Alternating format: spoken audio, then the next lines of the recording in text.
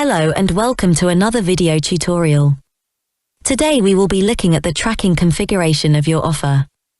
To edit your tracking configuration, please go to the tracking section of your offer. There are quite a few things to consider in this section, so let's jump right to it. The first field you see is the default target URL. This field sets the default URL for your offer, and it is here that the traffic is redirected by default. The default target URL extension is the extension that is added to the default target URL by default. If you, for example, want to add some data to the traffic coming to your URL, you can add it here. In case you are using a third-party tracking solution that supports deep linking, you can use the target URL format. It's mandatory to add the placeholder for the deep link either encoded or decoded. Both placeholders will be replaced with the default target URL or custom add URLs. The next step is to decide if you wish to allow deep linking or not. Deep linking simply means that a publisher can link directly to a specific subpage of your website, for example, a certain product. It is always advisable to allow deep linking whenever possible. The next option is to require a unique transaction ID. This simply means that the system will automatically decline any transaction that has the same transaction ID as another transaction, i.e., the system will not allow duplicates.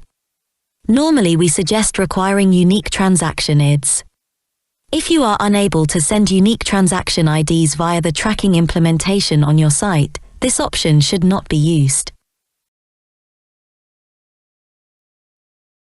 The fallback currency is simply the default currency of your offer, and the auto-approval time is the number of days required before the transactions are automatically approved by the system. 30 days is the default on this one. Going to the next subject, we will have the first-party tracking script location. This is the location of the first-party tracking script on your website if you are using the first-party tracking solution.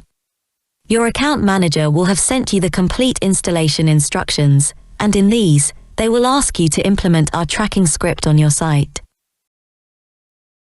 The expiration times are the ones that control how long after a click the transaction will be rewarded to a publisher. The default for this is 30 days, but this can be changed.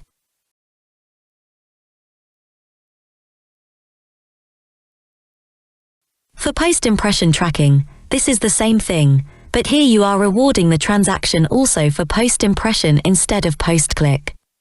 Post-impression cookie expiration is usually a bit shorter than post-click. The add-on tracking section is currently being tested, so we'll be happy to get back to this subject in the future. As of now, these fields can be left alone. If you want to work with different product groups, for example, to allocate different commission settings to different product categories, you can add product groups here. Once you are ready with the tracking setup, please click Save. Please remember to check out Target Circle's help section for more information on this and many other topics. You'll find this at help.targetcircle.com. For any other questions, please use our on-site chat tool.